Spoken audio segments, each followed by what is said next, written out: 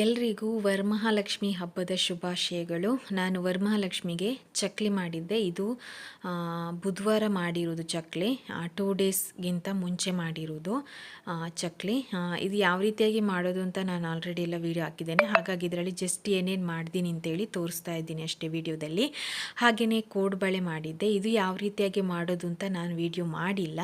Next time ನಾನು ಇನ್ನೊಂದು ಸಲ ನಾನು ಮಾಡ್ತೇನೆ ಇದನ್ನು, ಯಾಕಂದರೆ ಅಷ್ಟು ಟೇಸ್ಟಿಯಾಗಿತ್ತು. ಮತ್ತು ಇನ್ನೊಂದು ಏನಂತ ಹೇಳಿದರೆ ಅಷ್ಟೇ ಚೆನ್ನಾಗಿ ಕೂಡ ಬಂದಿತ್ತು ಕೋಡ್ಬಳೆ. ಹಾಗಾಗಿ ಇದು ಮಾಡೋದಕ್ಕೂ ಏನು ತುಂಬ ಏನು ಕಷ್ಟದ ಕೆಲಸ ಅಲ್ಲ. ಸೊ ಹಾಗಾಗಿ ಸ್ನ್ಯಾಕ್ಸ್ ಎಲ್ಲ ಮಾಡ್ಬೋದು. ಇದನ್ನು ನಾನು ನೆಕ್ಸ್ಟ್ ಟೈಮ್ ನಿಮಗೆ ಮಾಡಿದಾಗ ತೋರಿಸ್ತೀನಿ. ಇನ್ನೊಂದು ಸಲ ನಾನು ಮಾಡ್ತೀನಿ ವಿಡಿಯೋ ಮಾಡೋದಕ್ಕೇ, ಆವಾಗ ಮಾಡಿದಾಗ ನಾನು ನಿಮಗೆ ತೋರಿಸ್ತೀನಿ.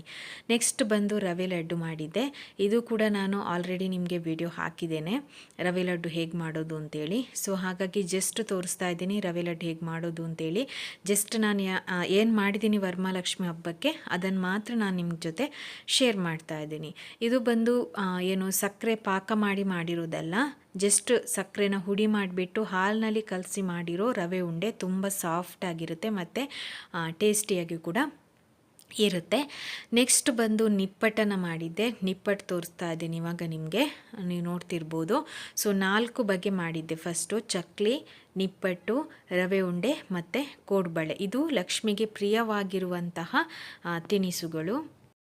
ಇದು ಬಂದು ಗುರುವಾರ ರಾತ್ರಿ ನಾನು ಹೂವು ಕಟ್ತಾ ಇದ್ದೀನಿ. ಹೇಗೂ ಸ್ನಾನ ಮಾಡ್ಕೊಂಡಿರ್ತೀವಲ್ವ ಸಂಜೆ, ಸೊ ಹಾಗಾಗಿ ಹೂವು ಕಟ್ತಾ ಇದ್ದೀನಿ. ಇದು ಗುಲಾಬಿ ನೋಡಿ, ಚಿಕ್ಕ ಚಿಕ್ಕ ಗುಲಾಬಿ ಎಷ್ಟು ಚೆನ್ನಾಗಿದೆ ಅಲ್ವಾ. ಇದು ಬಂದು ಅರ್ಧ kg ತಗೊಂಡಿದ್ದೇವೆ. ಅರ್ಧ kgಗೆ 60 ರೂಪಾಯಿ ಗುಲಾಬಿಗೆ. ಹಾಗೆಯೇ ಬಂದು ಸೇವಂತಿಗೆ, ಇದು 1 kg ಇದೆ ಸೇವಂತಿಗೆ. 1 kgಗೆ 180 ರೂಪಾಯಿ. ಇದು 2 ಡೇಸ್ ಬಿಫೋರ್ ತಗೊಂಡಿದ್ವಿ. ಗುಲಾಬಿ ಮಾತ್ರ ಗುರುವಾರ ತಗೊಂಡಿರೋದು. ಒಂದು ಅರ್ಧ kgಗೆ 60 ರೂಪಾಯಿ ಹೇಳ್ತಾಯಿದ್ರು. ಇನ್ನು ಮಲ್ಲಿಗೆಗಂತೂ ಕೇಳೋದೇ ಬೇಡ. ನಿಮ್ಗೆ ಗೊತ್ತು ಹಬ್ಬ ಬಂದಾಗ ಯಾವ ರೀತಿ ಹೂವಾಗಿ ರೇಟ್ ಜಾಸ್ತಿ ಆಗುತ್ತೆ ಅಂತ. ನಾವು ಈ ಥರ ಬಿಡಿ ಹೂವನ್ನೇ ತಗೋತೀವಿ. ಬಿಡಿ ಹೂವು ತಗೊಂಡು ಮತ್ತೆ ನಾನು ಅದನ್ನು ಕಟ್ತೇನೆ ದಾರದಲ್ಲಿ. ಸೊ ನೀವು ನೋಡ್ತಿರ್ಬೋದು, ಈಗ ಕಟ್ತಾ ಇದ್ದೇನೆ ನಾನು. ಟೈಮ್ ಕೂಡ ಆಗಿದೆ 11:30 12 ಗಂಟೆ ಹತ್ರ ಆಗಿತ್ತು. ದೇವ್ರ ಮನೆ ಕೂಡ ಅಷ್ಟೇ ಕ್ಲೀನಿಂಗ್ ಎಲ್ಲ ಮಾಡಿಬಿಟ್ಟು ಇದು ರೆಡಿ ಮಾಡಿ ಇಟ್ಟಿದ್ದಾರೆ. ಅಂದರೆ ನೆಕ್ಸ್ಟ್ ಡೇಗೆ ಈಸಿ ಆಗುತ್ತೆ ಅಲ್ವಾ ಕ್ಲೀನಿಂಗ್ ಎಲ್ಲ ಮುಗಿಸಿದರೆ. 11:25 ಆಗಿದೆ ನೋಡಿ. ಇವಾಗ 1-2 ಮಾಲೆ ಕಟ್ಟಿದ್ದೆ ನಾನು. ಹಾಗೆಯೇ ತರಕಾರಿಗಳು ಎಲ್ಲ ಶಾಪಿಂಗ್ ಎಲ್ಲ ಮಾಡಿದ್ವಿ, ಅದೆಲ್ಲ ನಾನು ವಿಡಿಯೋ ಮಾಡಿಲ್ಲ. ಏನೆಲ್ಲ ತರಕಾರಿಗಳು ಬೇಕು ಅಂತೇಳಿ ತಿಂಡಿಗಳನ್ನೆಲ್ಲ ಈ ಥರ ಬಾಕ್ಸ್ನಲ್ಲಿ ಹಾಕಿ ಇಟ್ಟಿದ್ದೇನೆ. ಹಾಗೆಯೇ ಬಾಳೆಹಣ್ಣು, ಫ್ರೂಟ್ಸುಗಳು ಕೂಡ ಅಷ್ಟೇ. ಫ್ರೂಟ್ಸಿಗೂ ಕೂಡ ತುಂಬಾ ರೇಟು. ಮತ್ತು ಇಲ್ಲಿ ಒಣ ಕೊಬ್ಬರಿ, ಬೆಲ್ಲ, ಆಮೇಲೆ ಅರ್ಶಿನ ಕುಂಕುಮ ಕೊಡೋದಕ್ಕೆ ಏನೆಲ್ಲ ಬೇಕು, ಬಳೆ, ಬ್ಲೌಸ್ ಪೀಸು, ಸೀರೆ, ಅದೆಲ್ಲ ತಗೊಂಡಿದ್ದೀನಿ ಶಾಪಿಂಗ್ ಮಾಡಿದ್ದು. ಅದೆಲ್ಲವನ್ನು ಕೂಡ ಅಲ್ಲಿ ಜೋಡಿಸಿಟ್ಟಿದ್ದೀನಿ. ಇನ್ನು ಸ್ವಲ್ಪ ಕ್ಲೀನಿಂಗ್ ಮಾಡೋದಷ್ಟೇ ಬಾಕಿ. ನೈಟ್ ಎಲ್ಲ ಕ್ಲೀನಿಂಗ್ ಮಾಡಿದರೆ ಮಾರ್ನಿಂಗ್ ಎದ್ದು ಮಾಡೋದಕ್ಕೆ ತುಂಬಾ ಈಸಿ ಆಗುತ್ತೆ. ಸೊ ಇಲ್ಲಿ ಅಡುಗೆ ಮನೆಯಲ್ಲೂ ಕೂಡ ಅಷ್ಟೇ, ಸ್ವಲ್ಪ ಪಾತ್ರೆಗಳೆಲ್ಲ ಇತ್ತು, ತೊಳೆದು ಹಾಕಿದ್ದೆ. ಮತ್ತೆ ಸ್ವಲ್ಪ ಪಾತ್ರೆ ಇತ್ತು. ಎಷ್ಟು ಪಾತ್ರೆ ತೊಳೆದ್ರೂ ಆಗಲ್ಲ, ಅಷ್ಟಿರುತ್ತೆ ಪಾತ್ರೆ. ಎಷ್ಟು ನಾವು ಕಡಿಮೆ ಯೂಸ್ ಮಾಡಿದ್ರಿ ಇಬ್ಬರಾದರೂ ಪಾತ್ರೆಗಳು ಮಾತ್ರ ರಾಶಿ ರಾಶಿ ಇರುತ್ತೆ ಏನಾದರೂ ತಿಂಡಿಗಳನ್ನೆಲ್ಲ ಮಾಡಿದಾಗ. ನೆಕ್ಸ್ಟ್ ಇವಾಗ ನೋಡಿ ಮಾಲೆ ಯಾವ ರೀತಿಯಾಗಿ ಕಟ್ಟಿದ್ದೇನೆ ಅಂತೇಳಿ, ಹೂವಿನ ಮಾಲೆ. ಸೊ ಈ ಥರನೇ ಬಿಡಿ ಹೂವನ್ನೇ ನಮಗೆ ಇಲ್ಲಿ ಜಾಸ್ತಿ ಸಿಗೋದು. ಕಟ್ಟಿರೋದು ಸಿಗೋದು ಅಂತ ಅಂದರೆ ಕಡಿಮೆ. ಈ ಥರನೇ ತಗೊಂಡು ನಾವು ಹೂವನ್ನು ಕಟ್ಟೋದು. ಯಾಕಂದರೆ ಇಲ್ಲಿ ಎಲ್ಲರೂ ಕೂಡ ಆಲ್ಮೋಸ್ಟ್ ಹೂವನ್ನು ಕಟ್ಟಿ ದೇವರಿಗೆ ಇಡ್ತಾರೆ. ಮಾಲೆಗಳನ್ನು ತಗೊಳ್ಳೋದು ತುಂಬ ಜನ ಕಡಿಮೆ. ಸೊ 2 ಮಾಲೆಯನ್ನು ಮಾಡಿ ಇಟ್ಟಿದ್ದೇನೆ ಈಗ. ನೆಕ್ಸ್ಟ್ ಇನ್ನು ಕ್ಲೀನಿಂಗ್ ಮಾಡಬೇಕು ಅಂತ ಹೇಳ್ಬಿಟ್ಟು ನೆಕ್ಸ್ಟ್ ಹೂವು ಕಟ್ಟೋದನ್ನು ನಿಲ್ಲಿಸಿದೆ. ಯಾಕಂದರೆ ಟೈಮ್ ಬಂದು 12:05 ಆಗಿದೆ ನೋಡಿ ಈಗ. ನೆಕ್ಸ್ಟ್ ನಾನು ನಿಮಗೆ ಬಾಳೆ ಎಲೆ ತೋರಿಸ್ತಾ ಇದ್ದೀನಿ ನೋಡಿ. ಇದೇನೋ ಸ್ವಲ್ಪ ಬೆಳೆದಿತ್ತು ಬಾಳೆ ಎಲೆ, ಪರವಾಗಿಲ್ಲ. 3 ಇದೆ. ಈ 3 ಬಾಳೆ ಎಲೆ ತುಂಬ ದೊಡ್ಡದಿದೆ ನೋಡಿ. ಇದಕ್ಕೆ 10 ರೂಪಾಯಿಗೆ, ಸಾರಿ 10 ರೂಪಾಯಿ ಅಲ್ಲ, 20 ರೂಪಾಯಿಗೆ 3 ಬಾಳೆ ಎಲೆ. ಕೆಲವೊಬ್ಬರು ಏನು ಅಂತಂದರೆ 10 ರೂಪಾಯಿಗೆ 1 ಬಾಳೆ ಎಲೆನ ಮಾರ್ತಾಯಿದ್ರು. ಅದು ಇಷ್ಟು ಚೆನ್ನಾಗಿ ಕೂಡ ಇರಲಿಲ್ಲ. ಆದರೂ 10 ರೂಪಾಯಿಗೆ ಎಳ ಬಾಳೆ ಎಲೆನ ಮಾರ್ತಾಯಿದ್ರು. ನಾವು ಹುಡುಕಿ ಆಮೇಲೆ ನಮಗೆ ಸಿಕ್ತು. ಯಾಕಂದರೆ ಹಬ್ಬದ ಟೈಮಲ್ಲಿ ನಾವು ಬಾಳೆ ಎಲೆಯಲ್ಲೇ ಊಟ ಮಾಡಬೇಕು, ಅದಕ್ಕೋಸ್ಕರ. ಟೈಮ್ ಬಂದು 1:25 1:30 ಆಗಿದೆ. ಇವಾಗ ನಾನು ಆಲ್ಮೋಸ್ಟ್ ಎಲ್ಲ ಕ್ಲೀನಿಂಗ್ ಮುಗಿಸಿದ್ದೇನೆ. ಇನ್ನು ಮಾರ್ನಿಂಗ್ ಎದ್ದು ಏನಿದ್ರು ಪ್ರಸಾದಗಳನ್ನೆಲ್ಲ ಮಾಡೋದಷ್ಟೇ ಬಾಕಿ. ಎಲ್ಲ ಕೆಲಸನ ಮುಗಿಸ್ಬಿಟ್ಟಿದ್ದೀನಿ ನೈಟ್ 1:30ಗೆ. ಇನ್ನು ಮಾರ್ನಿಂಗ್ ಎದ್ದು ಸಿಹಿ ತಿಂಡಿಗಳನ್ನು ಮಾಡುವಂಥದ್ದು ಅಷ್ಟೇ ಒಂದು ಬಾಕಿ, ಬೇರೆ ಏನಿಲ್ಲ. ಸೊ ಹಾಗಾಗಿ ನಾನು 1:30ಗೆ ಮತ್ತೆ ನೈಟ್ ಮಲ್ಕೊಂಡೆ. ಆದರೆ ಹಿಂದಿನ ದಿನವೂ ನಿದ್ದೆ ಇರಲಿಲ್ಲ. ಚಕ್ಲಿ ಎಲ್ಲ ಮಾಡಬೇಕಾದ್ರೆ 1:30-2 ಗಂಟೆ ಆಗಿತ್ತು ಮಲಗಬೇಕಾದ್ರೇ. ಸೊ ಅಡುಗೆ ಮನೆ ಕೂಡ ಅಷ್ಟೇ ಫುಲ್ಲು ಕ್ಲೀನಿಂಗನ್ನು ಮುಗಿಸಿದ್ದೇನೆ. ಎಲ್ಲ ಕ್ಲೀನಿಂಗ್ ಎಲ್ಲ ಮಾಡಿಬಿಟ್ಟು ನೆಕ್ಸ್ಟ್ ರಾತ್ರಿ 1:30 ಗಂಟೆಗೆ ಮಲಗಿದೆ ನಾನು. ಮತ್ತು ಪುನಃ ಮಾರ್ನಿಂಗ್ ಬೇಗ ಎದ್ದೇಳಬೇಕು ಅಂತ ಒಂದು 4 ಗಂಟೆಗೆ ಎದ್ದೇಳಬೇಕು ಅಂತ ಅಂದ್ಕೊಂಡಿದ್ದೆ. ಬಟ್ ಆಗಿಲ್ಲ ನನಗೆ ಎದ್ದೇಳೋಕ್ಕೆ, ನಿದ್ದೆ ಬರ್ತಾಯಿತ್ತು ತುಂಬ. ಮತ್ತು ಪಾಪು ಕೂಡ ಅವಾಗವಾಗ ಹೇಳ್ತಾ ಇರ್ತಾಳೆ, ಅವಳಿಗೆ ಹಾಲು ಕೊಡ್ತಾ ಇರಬೇಕು. ಸೊ ಹಾಗಾಗಿ ಈ ಥರ ಆಗ್ತಾಯಿತ್ತು. ಸೊ ಹಾಗಾಗಿ ಮತ್ತೆ ಹೇಳಿಲ್ಲ ಬೇಗ ನಾನು. ಇವಾಗ ಮಾರ್ನಿಂಗ್ ಇದ್ದಿದ್ದು ನೆಕ್ಸ್ಟ್ ಡೇ ಶುಕ್ರವಾರ ಬೆಳಿಗ್ಗೆ ಹಬ್ಬದ ದಿನ ಮಾರ್ನಿಂಗ್ 6:30 ಗಂಟೆಗೆ ಎದ್ದಿದ್ದೆ. 7 ಗಂಟೆಗೆಲ್ಲ ನಂದು ಸ್ನಾನ ಎಲ್ಲ ಮುಗಿಸ್ಕೊಂಡಿದ್ದೀನಿ ನಾನು 7 ಗಂಟೆಗೆ. ಸೊ ನೋಡಿ ಟೈಮ್ ಬಂದು 7 ಗಂಟೆ ಆಗಿದೆ. 7 ಗಂಟೆಗೆ ಇನ್ನು ಮತ್ತೆ ಸ್ವಲ್ಪ ಹೂವನ್ನು ಕಟ್ಟಿ ಇಡೋಣ ಅಂತೇಳಿ, ಅವಳು ಎದ್ದೇಳು ಮುಂಚೆ ಹೂವನ್ನು ಕಟ್ಟಿಡೋಣ ಅಂತ ಮತ್ತೆ ಹೂವು ಕಟ್ಟೋಕ್ಕೆ ಸ್ಟಾರ್ಟ್ ಮಾಡಿದೆ. 2 ಮಾಲೆ ಮಾಡಿದ್ದೆ. ಮತ್ತೆ ಪುನಃ ಬೆಳಿಗ್ಗೆ ಪುನಃ 2 ಮಾಲೆನ ಕಟ್ಟಿಬಿಟ್ಟೆ ನಾನು. ಹೊರಗಡೆನೇ ಹೂವನ್ನು ಇಟ್ಟಿದ್ದೆ, ಫ್ರಿಜ್ನಲ್ಲೇನು ಇಟ್ಟಿಲ್ಲ. ಯಾಕಂದರೆ ಅಷ್ಟು ಚೆನ್ನಾಗಿತ್ತು ಸೇವಂತಿಗೆ. ಎಷ್ಟು ಚೆನ್ನಾಗಿರುತ್ತೆ ಗೊತ್ತಾ ಇಲ್ಲಿ ಹೂವುಗಳೆಲ್ಲ, ನೋಡಿದರೆ ತಗೋಬೇಕು ಅಂತ ಅನಿಸುತ್ತೆ. ಬಟ್ ಹಬ್ಬದ ಟೈಮಲ್ಲಂತೂ ಅದರ ರೇಟ್ ಕೇಳಿದರೆ ತಲೆ ತಿರುಗುತ್ತೆ. ಕನಕಾಂಬ್ರ ಇದೆಲ್ಲ ಹಬ್ಲಿಗೆ, ಅದಕ್ಕೆ 1 kgಗೆ 4,000 3,000 ಹೇಳ್ತಾಯಿದ್ರು.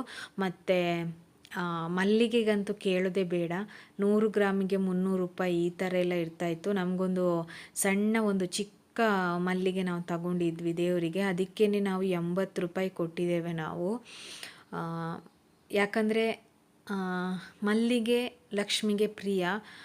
ನಮ್ಮಿಂದ ಎಷ್ಟು ಸಾಧ್ಯ ಆಗುತ್ತೋ ಅಷ್ಟು ನಾವು ಹೂವನ್ನು ತಗೊಂಡಿದ್ದೀವಿ. ಬಟ್ ಮಲ್ಲಿಗೆ ಎಲ್ಲ ತಗೊಳ್ಳುವಷ್ಟು ಏನು ಅದರ ರೇಟ್ ನೋಡಿದರೆ ತುಂಬಾ ಇದಾಗ್ತಾಯಿತ್ತು. ಬಟ್ ಒಂದು ಚಿಕ್ಕ ತುಂಡು ಮಲ್ಲಿಗೆ ತಗೊಂಡಿದ್ದೀವಿ, ಯಾಕಂದರೆ ಲಕ್ಷ್ಮಿಗೆ ಹಾಕಬೇಕು ಅಂತೇಳಿ. ಹಾಗೆಯೇ ತಾವರೆ ತಗೊಳ್ಳಿಕ್ಕಾಗಿಲ್ಲ, ತಾವರೆ ಚೆನ್ನಾಗೂ ಕೂಡ ಇರಲಿಲ್ಲ. ಕೆಲವು ಕಡೆ ಅದೆಲ್ಲ ಚಿಕ್ಕ ಚಿಕ್ಕ ಮೊಗ್ಗುಗಳನ್ನೆಲ್ಲ ಇಟ್ಟಿದ್ರು. ಸೊ ಅದನ್ನು ತಗೊಳ್ಲಿಕ್ಕೆ ಹೋಗಿಲ್ಲ. ಅದಕ್ಕೇ 30 ರೂಪಾಯಿ 40 ರೂಪಾಯಿ ಹೇಳ್ತಾರೆ. ಅದೆಲ್ಲ ಸುಮ್ಮನೆ ವೇಸ್ಟ್ ಅಂತ ತಗೊಳ್ಳೋದಕ್ಕೆ ಹೋಗಿಲ್ಲ. ಸೊ ನಾ ಮಾರ್ನಿಂಗ್ ರಂಗೋಲಿನ ಕೂಡ ಇಟ್ಟಿದ್ದೇನೆ. ಈಚೆ ಸೈಡಲ್ಲಿ ಇಟ್ಟಿದ್ದೇನೆ ನೋಡಿ, ಅಲೋವೆರಾದ ಹತ್ರ ಮತ್ತು ತುಳಸಿ ಗಿಡದ ಹತ್ರ. ಇಲ್ಲಿ ಒಳಗಡೆ ಕೂಡ ರಂಗೋಲಿಯನ್ನು ಶಾಸ್ತ್ರಕ್ಕಾದರೂ ಇಡಬೇಕು ಅಂತೇಳಿ, ಇಲ್ಲಿ ಜಾಗ ಇರಲ್ಲ ಮತ್ತೆ ಇಡೋದಕ್ಕೆ, ಆದರೂ ಕೆಳಗಡೆ ಶಾಸ್ತ್ರಕ್ಕೆ ಇರಲಿ ಅಂತೇಳಿ ಅಲ್ಲಿ ರಂಗೋಲಿಯನ್ನು ಇಟ್ಟಿದ್ದೇವೆ. ಹಾಗೆಯೇ ಇಲ್ಲೆಲ್ಲ ರೆಡಿ ಮಾಡಿದ್ದು ಆಗಿದೆ ಆಲ್ಮೋಸ್ಟು. ಇನ್ನು ಇಲ್ಲಿ ಈಗ ಪೂಜೆ ಮಾಡ್ತಾ ಇದ್ದಾರೆ ಹಸ್ಬೆಂಡು. ಮಾರ್ನಿಂಗ್ ಪೂಜೆ ನೀವೇ ಮಾಡಿ ಅಂತ ಹೇಳಿದೆ ನಾನು. ನೋಡಿ ಅಲ್ಲಿ ಮಲ್ಲಿಗೆ ಹಾಕಿದ್ದೀವಿ ನೋಡಿ ದೇವರಿಗೆ, ಅದಕ್ಕೆ ಅಷ್ಟಕ್ಕೆ 80 ರೂಪಾಯಿಯನ್ನು ಕೊಟ್ಟಿದ್ದೇವೆ ನೋಡಿ. ಮಾರ್ನಿಂಗ್ ಪೂಜೆ ನೀವೇ ಮಾಡಿ ಅಂತ ಹೇಳಿದೆ, ಯಾಕಂದರೆ ನಾನು ಸೀರೆ ಎಲ್ಲ ಉಟ್ಟಿರಲಿಲ್ಲ. ಇನ್ನು ಸೀರೆ ಎಲ್ಲ ಉಟ್ಕೊಂಡು ಆಗಾಗ ಲೇಟ್ ಆಗುತ್ತೆ ಅಂತೇಳ್ಬಿಟ್ಟು ಮಾರ್ನಿಂಗ್ ಪೂಜೆಯನ್ನು ಅವರೇ ಮಾಡಿದರು. ಮಾರ್ನಿಂಗ್ ಅಂದರೆ ಮಧ್ಯಾಹ್ನ ಆಗಿದೆ 12:30 12:45. ಯಾಕಂತಂದರೆ ಮಾರ್ನಿಂಗ್ ಪೂಜೆ ಮಾಡೋದಿದ್ರೆ 8 ಗಂಟೆಯ ಒಳಗಡೆ ಮಾಡಬೇಕು ಅಂತಿತ್ತು. ಸೊ ಅದಕ್ಕೋಸ್ಕರ ಆ ಟೈಮಲ್ಲಿ ಆಗಲ್ಲ ಅಂತೇಳಿ ರಾಹುಕಾಲ ಬರುತ್ತೆ ನೆಕ್ಸ್ಟು 12:30 ನಂತರ ಮಾಡ್ಬೋದಂತಿತ್ತು. ಹಾಗಾಗಿ ನಾವು 12:45 1 ಗಂಟೆಗೆ ಪೂಜೆ ಮಾಡಿದ್ದೇವೆ. ಸೊ ನೈವೇದ್ಯಗಳು ಕೂಡ ಎಲ್ಲನೂ ಕೂಡ ರೆಡಿಯಾಗಿದೆ. ಒಟ್ಟಿಗೆ ನಾನು 11 ಬಗೆಯ ನೈವೇದ್ಯಗಳನ್ನು ಮಾಡಿದ್ದೆ. ಯಾವುದು 11 ಬಗೆಯದು ಅಂತೇಳಿದರೆ ನಿಪ್ಪಟ್ಟು, ಕೋಡ್ಬಳೆ, ರವೆ ಲಡ್ಡು, ಚಕ್ಲಿ, ಇದು 4 ಆಯಿತು. ಇನ್ನು ನೆಕ್ಸ್ಟ್ ಬಂದು ಕೋಸಂಬರಿ ಮಾಡಿದ್ದೆ, ನೆಕ್ಸ್ಟು ಪುಳಿಯೋಗರೆ, ನೆಕ್ಸ್ಟು ಚಿತ್ರಾನ್ನ, ಬಾಳೆಹಣ್ಣಿನ ರಸಾಯನ, ಹಾಗೆಯೇ ಗುಡಾನ್ನ ಮಾಡಿದ್ದೆ. ಆಮೇಲೆ ಪಂಚಾಮೃತ ಮತ್ತು ಗೋಧಿ ನುಚ್ಚಿದೆ ಅಲ್ವಾ, ಗೋಧಿ ಕಡಿ ಅಂತ ಹೇಳ್ತೀವಿ, ಗೋಧಿ ನುಚ್ಚು, ಅದರ ಪಾಯಸ ಮಾಡಿದ್ದು ಲಕ್ಷ್ಮಿಗೆ ತುಂಬಾ ಪ್ರಿಯವಾಗಿರುವಂಥದ್ದು. ಆಮೇಲೆ ಇಲ್ಲಿ ನಾನು ಮಡ್ಲಕ್ಕಿಯನ್ನು ಇಟ್ಟಿದ್ದೇನೆ ಲಕ್ಷ್ಮಿಗೆ. ಈ ಮಡ್ಲಕ್ಕಿಯನ್ನು ಇಟ್ಟಿರೋದನ್ನು ಏನು ಮಾಡಿದೆ ಅಂತೇಳಿ ನಾನು ನಿಮಗೆ ನೆಕ್ಸ್ಟ್ ಹೇಳ್ತೇನೆ. ಸಾರಿ ಇಟ್ಟಿದ್ದೇನೆ ಈ ಮಡ್ಲಕ್ಕಿಯಲ್ಲೆಲ್ಲ ಏನೆಲ್ಲ ಇಡೋದು ಅಂತೇಳಿ ಎಲ್ರಿಗೂ ಆಲ್ಮೋಸ್ಟ್ ಗೊತ್ತಿರುತ್ತೆ. ಸೊ ಹಾಗಾಗಿ ಅದರ ಬಗ್ಗೆ ನಾನು ಅಷ್ಟೊಂದು ಏನು ಹೇಳಲ್ಲ. ಅದನ್ನು ಏನು ಮಾಡಿದೆ ಅಂತೇಳಿ ನಾನು ನಿಮಗೆ ನೆಕ್ಸ್ಟ್ ಹೇಳ್ತೇನೆ. ಸೊ ಇದಿಷ್ಟು 11 ಬಗೆಯ ನೈವೇದ್ಯಗಳನ್ನು ನಾನು ಮಾಡಿದ್ದೆ. ಒಟ್ಟಿಗೆ 11 ಬಗೆ, ಇಲ್ಲಾಂದರೆ 9 ಬಗೆ ಮಾಡಬೇಕು, 7 ಈ ಥರ ಮಾಡಬೇಕು, 5 7 9 11 ಈ ಥರ. ಸೊ ಹಾಗಾಗಿ 11 ಬಗೆಯ ನೈವೇದ್ಯಗಳನ್ನು ಈ ಸಲದ ವರಮಹಾಲಕ್ಷ್ಮಿ ಹಬ್ಬಕ್ಕೆ ನಾನು ಮಾಡಿದ್ದೆ. ಈ ಮಡ್ಲಕ್ಕಿಯನ್ನು ಏನು ಮಾಡಿದೆ ಅಂತೇಳಿದರೆ ದೇವಸ್ಥಾನಕ್ಕೆ ಹೋಗಿ ಕೊಟ್ಟಿದ್ದೇನೆ, ದೇವಿ ದೇವಸ್ಥಾನಕ್ಕೆ ಹೋಗಿ. ಸೊ ಈಗ ನೋಡಿ ನಾವು ಮಾರ್ನಿಂಗ್ ಏನು ಮಧ್ಯಾಹ್ನದ ಹೊತ್ತಲ್ಲಿ ಏನು ರೆಡಿ ಆಗಿಲ್ಲ, ಯಾವುದು ಬಟ್ಟೆ ಹಾಕ್ಕೊಂಡಿದ್ವಿ ಅದರಲ್ಲಿ ಇದ್ವಿ. ಮತ್ತು ಸಂಜೆ ಎಲ್ಲ ಸಾರಿ ಎಲ್ಲ ನಾನು ಉಟ್ಟಿದ್ದೆ. ಸೊ ಇವಾಗ ನಾನು ನಿಮಗೆ ಮತ್ತೆ ತೋರಿಸ್ತಾ ಇದ್ದೀನಿ ಯಾವ ರೀತಿಯಾಗಿ ದೇವರಿಗೆ ಅಲಂಕಾರ ಮಾಡಿದ್ದೇವೆ ಅಂತೇಳಿ ನೋಡ್ತಾ ಇರ್ಬೋದು ನೀವು. ಇದು ನಾವು ಮಾಲೆ ತಗೊಂಡಿದ್ದಲ್ಲ, ಹೂವು ಕಟ್ಟಿದ್ದು, ನಾನು ಅದು ಕೂಡ ನಿಮಗೆ ಹೇಳಿದ್ದೇನೆ.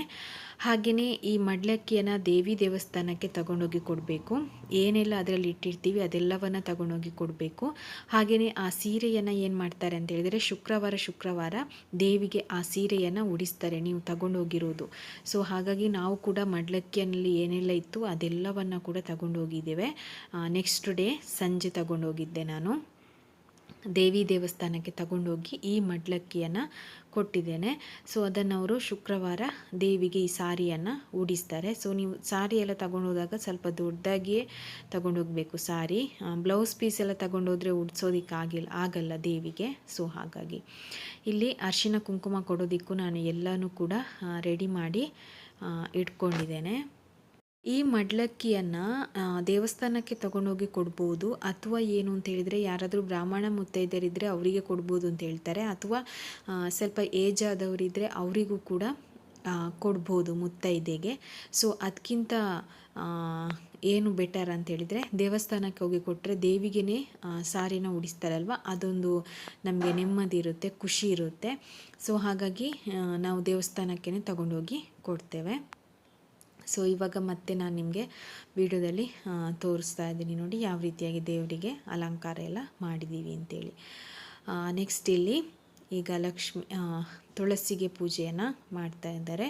ತುಳಸಿ ಎಲ್ಲ ಮಾರ್ನಿಂಗೇ ನಾನು ಕೊಯ್ದಿದ್ದೆ. ಪಾಪು ಕೂಡ ಅವಳು ಕೂಡ ಅಷ್ಟೇ, ಅವಳು ಎದ್ದಿದೆ ಅಷ್ಟೇ, ಅವಳು 12:45 ಹಾಗಾಗಿ ಅವಳಿಗೆ ಮತ್ತೆ ಬಟ್ಟೆ ಎಲ್ಲ ಹಾಕೋದಿಕ್ಕೆ ಹೋಗಿ ಎಲ್ಲ ಆಳಕ್ಕೆ ಸ್ಟಾರ್ಟ್ ಮಾಡ್ತಾಳೆ ಅಂತೇಳಿ. ಸೊ ಹಾಗಾಗಿ ಈಗ ಹೊರಗಡೆ ತುಳಸಿಗೆ ಮತ್ತು ಅಲೋವೆರಾ ಕೂಡ ಅಷ್ಟೇ, ಅದು ಕೂಡ ದೇವರಿಗೇ ಸಮಾನ. ಅಲೋವೆರಾಗೂ ಕೂಡ ನಾವು ಪೂಜೆಯನ್ನು ಮಾಡಬೇಕು. ಇವಾಗ ನಾವು ಇದರಲ್ಲಿ ನೆಟ್ಟಿರೋದ್ರಿಂದ ಸ್ವಲ್ಪ ಇನ್ನೂ ಚೆನ್ನಾಗಿ ಬಂದಿದೆ. ನಾನು ನಿಮಗೆ ತೋರಿಸಿದ್ದೆ ಹಿಂದಿನ ವೀಡಿಯೋಗಳಲ್ಲೆಲ್ಲ ಯಾವ ರೀತಿಯಾಗಿದೆ ಅಂತ ಹೇಳ್ಬಿಟ್ಟು. ಅದು ಕೊಳ್ತೋಗೋ ಥರ ಇತ್ತು, ಮತ್ತು ಅದು ಬೇರೆ ಪಾಟಲ್ಲಿ ನೆಟ್ಟ ನಂತರ ಸ್ವಲ್ಪ ಕರೆಕ್ಟಾಗಿ ಆಯಿತು. ಸೊ ನಿಮ್ಮ ಮನೇಲೆಲ್ಲ ಯಾವ ರೀತಿಯಾಗಿ ವರಮಹಾಲಕ್ಷ್ಮಿ ಹಬ್ಬ ಆಚರಿಸಿದ್ದೀರಾ ಅಂತ ಕಾಮೆಂಟ್ ಮಾಡಿ. ಎಷ್ಟು ಬಗ್ಗೆ ನೈವೇದ್ಯಗಳನ್ನು ಮಾಡಿದ್ರಾ, ಹೇಗೆ ಮಾಡಿದ್ರಾ ಅಂತೇಳಿ ಕಾಮೆಂಟ್ ಮೂಲಕ ತಿಳಿಸ್ಬೋದು. ಹಾಗೆಯೇ ನಿಮಗೆ ನಮ್ಮ ಮನೆಯ ಹಬ್ಬ ಕೂಡ ಇಷ್ಟ ಆಗಿದ್ದರೆ ನೀವು ಕಮೆಂಟ್ ಮಾಡ್ಬೋದು, ಲೈಕ್ ಮಾಡ್ಬೋದು. ಸೊ ಯಾವ ರೀತಿಯಾಗಿ ಹೂವಿನ ಅಲಂಕಾರಗಳನ್ನೆಲ್ಲ ಮಾಡಿದ್ದೇವೆ ಅಂತೇಳಿ ನೋಡಿ. ಆಮೇಲೆ ಊಟ ಮಾಡಬೇಕಾದ್ರೆ ಆಲ್ಮೋಸ್ಟ್ 3 ಗಂಟೆ ಆಗಿದೆ ಅನಿಸುತ್ತೆ. 3 ಗಂಟೆಗೇನ ಕೂತ್ಕೊಂಡಿದ್ವಿ ನೋಡಿ. ಇಲ್ಲಿ ಗುಡಾನ್ನ ಇದೆ, ಚಿತ್ರಾನ್ನ ಇದೆ, ಬಾಳೆಹಣ್ಣಿನ ರಸಾಯನ, ಕೋಸಂಬರಿ, ಪುಳಿಯೋಗರೆ, ಆಮೇಲೆ ಲಡ್ಡು, ನಿಪ್ಪಟ್ಟು, ಚಕ್ಲಿ, ಕೋಡ್ಬಳೆ, ಮತ್ತು ಇಲ್ಲಿ ಇದು ಮಡ್ಲಕ್ಕಿಗೆ ಇಟ್ಟಿರೋದು ದೇವರಿಗೆಲ್ಲ ಇದೆಲ್ಲ. ನೆಕ್ಸ್ಟ್ ಬಂದು ಇಲ್ಲಿ ದುಡ್ಡು, ಆಮೇಲೆ ಈ ಥರ ಚಿಲ್ಲರೆಯನ್ನೇ ಇಡಬೇಕು ದೇವಿಗೆ ಇಡಬೇಕಾದ್ರೆ. ನೆಕ್ಸ್ಟ್ ಇವಾಗ ಊಟ ಮಾಡೋದಕ್ಕೆ ರೆಡಿ ಮಾಡಿದ್ವಿ. ಉಪ್ಪಿನಕಾಯಿ, ಕೋಸಂಬರಿ ಇದೆ. ಒಟ್ಟು 19-20 ಇತ್ತು. ಈಗ ಪಾಯಸ ಇದೆ, ಇದು ಗೋಧಿ ನುಚ್ಚಿನ ಪಾಯಸ, ಆಮೇಲೆ ಚಿತ್ರಾನ್ನ,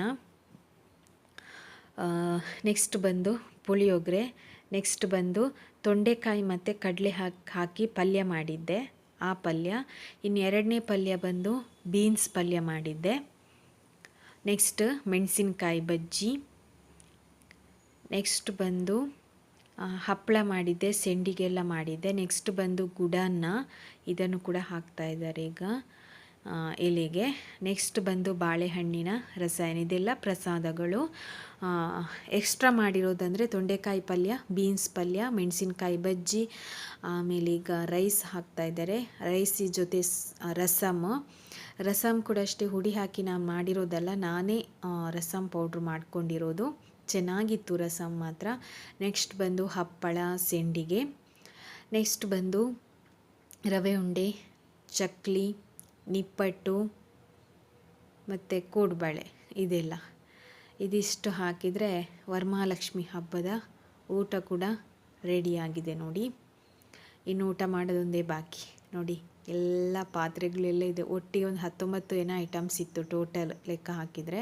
ಸೊ ಮಗುವಿಗೂ ಕೂಡ, ಅವಳಿಗೂ ಕೂಡ ಬಾಳೆ ಎಲೆ ಹಾಕಿ ಇಲ್ಲಿ ಬಡಿಸಿದ್ವಿ. ಅವಳು ಹೆಂಗೆ ಊಟ ಮಾಡ್ತಾಳೆ ನೋಡೋಣ ಅಂತ. ಅವಳು ಏನು ಅಂತಂದರೆ ಅವಳಿಗೆ ಗೊತ್ತಿಲ್ಲ ಈ ಥರ ಬಾಳೆ ಎಲೆ ಎಲ್ಲ ಹಾಕಿ ಊಟ ಮಾಡೋದು, ಅದೆಲ್ಲ ಗೊತ್ತಿಲ್ಲ. ಪ್ಲೇಟಿಗೆಲ್ಲ ಹಾಕಿ ತಿಂತಾಳೆ. ಸೊ ಹಾಗಾಗಿ ಈಗ ಅವಳನ್ನು ಕೂತ್ಕೊಳ್ಸಿದ್ದೀವಿ ನೋಡಿ, ಮಿಡ್ಲಲ್ಲಿ ಕೂತ್ಕೊಳ್ಸಿ ಹೇಗೆ ತಿನ್ನಬೇಕು ಅಂತೇಳಿ ಕೈ ಹಾಕಿ ಈ ಥರ ತಿನ್ನಬೇಕು ಅಂತ ಹೇಳ್ಕೊಡ್ತಾಯಿದ್ವಿ. ತಿನ್ನೋದೊಂದು ಗೊತ್ತಿರುತ್ತೆ, ಬಟ್ ಬಾಳೆ ಎಲೆಯಿಂದ ಹೆಂಗೆ ತಗೋಬೇಕಂತ ಗೊತ್ತಿರಲ್ವಲ್ಲ, ಅದಕ್ಕೋಸ್ಕರ ಅವಳಿಗೆ ಆ ಥರ ಈ ಥರ ತೆಗೆದ್ಬಿಟ್ಟು ತಿನ್ನು ಅಂತೇಳಿ ಅವಳಿಗೆ ತೋರಿಸ್ತಾ ಇದ್ವಿ. ಹಬ್ಬ ಅಂತ ಬಂದಾಗ ನಾವು ಬಾಳೆ ಎಲೆಯಲ್ಲೇ ಊಟ ಮಾಡಬೇಕು, ಯಾಕಂದರೆ ಅದೇ ಒಂದು ಶ್ರೇಷ್ಠ. ಯಾಕಂದರೆ ಹೇಗೂ ದಿನದಗಳಲ್ಲಿ ನಾವು ಬಾಳೆ ಎಲೆಯಲ್ಲಿ ಊಟ ಮಾಡಲ್ಲ, ಹಬ್ಬದ ಟೈಮ್ನಲ್ಲಾದರೂ ಬಾಳೆ ಎಲೆಯಲ್ಲಿ ಊಟ ಮಾಡಬೇಕು. ಅದೊಂಥರ ಖುಷಿ ಇರುತ್ತೆ, ಮನಸ್ಸಿಗೆ ನೆಮ್ಮದಿ ಇರುತ್ತೆ, ಹಾಗೆಯೇ ನಮ್ಮ ಆರೋಗ್ಯಕ್ಕೂ ಕೂಡ ತುಂಬಾ ಒಳ್ಳೆಯದು. ಹಾಗಾಗಿ ಬಾಳೆ ಎಲೆಯಲ್ಲಿ ಊಟ ಮಾಡೋದು ನಮ್ಮ ಪದ್ಧತಿ. ಹಬ್ಬದ ಟೈಮಲ್ಲಾದರೂ ನೀವು ಒಂದು ಎಲೆಗೆ 10 ರೂಪಾಯಿ ಕೊಟ್ಟರೂ ಪರವಾಗಿಲ್ಲ, ಬಟ್ ಬಾಳೆ ಎಲೆಯಲ್ಲಿ ಹಬ್ಬದ ಟೈಮ್ನಲ್ಲಂತೂ ಬಾಳೆ ಎಲೆಯಲ್ಲೇ ಊಟವನ್ನು ಮಾಡಬೇಕು. ಅದೊಂದು ಖುಷಿ ಇರುತ್ತೆ ನಮಗೆ. ಸೊ ಹಾಗಾಗಿ ಅವಳು ಬಾಳೆ ಎಲೆದೇನು ಎಲ್ಲನೂ ತಿಂದಿಲ್ಲ, ಸ್ವಲ್ಪ ಪುಳಿಯೋಗರೆ, ಸ್ವಲ್ಪ ಚಿತ್ರಾನ್ನ ಎಲ್ಲ ತಿಂತಾಯಿದ್ಲು, ಮತ್ತು ಅವಳು ಪಾಯಸ ಎಲ್ಲ ತಿಂದಿದ್ದಾಳೆ. ಹಾಗಾಗಿ ಅವಳಿಗೆ ಊಟವನ್ನೇ ಬೇಡ ಅಂತ ಹೇಳ್ತಾ ಇದ್ಲು, ಅದು ಇದು ಎಲ್ಲ ತಿಂತಾಯಿದ್ಲು. ಮತ್ತು ನನ್ನ ಬಾಳೆ ಎಲೆಗೆ ಬಂದು ಅಲ್ಲಿ ಕೂತ್ಕೊಂಡು ಅಲ್ಲಿ ಪುನಃ ಅದರಿಂದ ತೆಗೆದು ತಿಂತಾಯಿದ್ಲು. ಸೊ ಇದಿಷ್ಟು ವರಮಹಾಲಕ್ಷ್ಮಿ ಹಬ್ಬದ ವ್ಲಾಗು. ಇನ್ನು ಸಂಜೆ ಅರಿಶಿನ ಕುಂಕುಮ ಕೊಡೋದು ಕೂಡ ಒಂದು ಸ್ವಲ್ಪ ಜಸ್ಟ್ ವೀಡಿಯೋ ಮಾಡಿದ್ದೇನೆ. ಅವಳು ನೋಡಿ, ಅವಳ ಬಾಳೆ ಎಲೆದನ್ನು ನಾನು ತಿಂತಾಯಿದ್ದೆ. ಸೊ ನನಗೆ ಅವಳು ತಿನ್ನೋದಕ್ಕೆ ಬಿಡ್ತಾ ಇರಲಿಲ್ಲ, ನೀನು ತಿನ್ನಬೇಡ ಅದರಿಂದ ಅಂತ ಹೇಳ್ತಾಯಿದ್ಲು. ತಿನ್ನಬೇಡ ಅಂತ ನನ್ನನ್ನು ಹೋಗು ಅಂತ ಹೇಳ್ತಾಯಿದ್ಲು. ನೋಡಿ, ನನ್ನನ್ನು ದೂಡ್ತಾ ಇದ್ದಾಳೆ ನೋಡಿ, ನೀನು ಹೋಗು ಅಂತ ಹೇಳ್ಬಿಟ್ಟು.